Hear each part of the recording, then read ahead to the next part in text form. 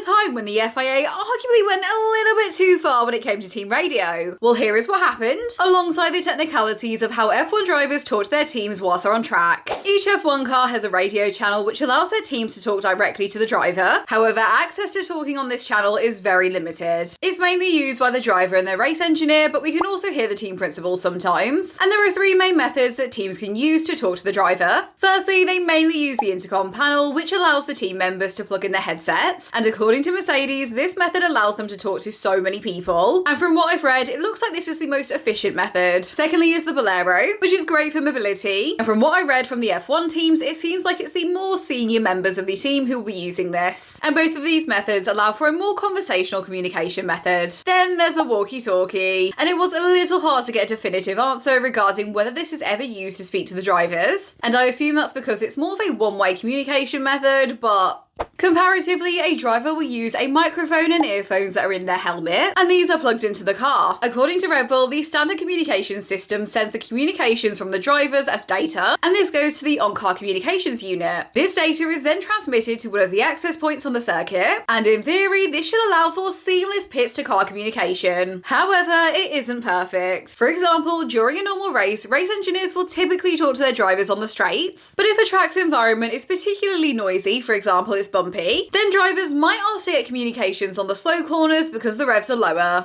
And that reminds me of 2014 to 2016. Now, they were allowed to talk to their drivers, but there were a lot of rules around it. And this was because of the FIA's rule that the drivers must drive the cars unaided and alone. And apparently this rule came about because some fans were basically complaining that they felt like the drivers were being told how to drive. So that meant that these things weren't allowed to be communicated, which is pretty crazy to think about, given that nowadays we have code words flying around. And why do they use code words? Well, that's because communications are open for not only fans, but all of the teams. Apparently, at least some of the teams have people who are dedicated to listening and transcribing other teams' messages, and then this is fed back to their strategy team. And we see this through things like hearing about tyre wear. So how do the teams get around this? Well, as we all know, they use code, but also, apparently drivers can rely on their understanding of their race engineer's tone and inflections, so they might be able to pick up on some underlying meanings. And lastly, if there are pieces of confidential information that need to be communicated, they will wait until they're in the garage, and the umbilical cable will be plugged into the car, which takes not only all of the telemetry data, but it also allows the driver to be a part of the private garage comms network.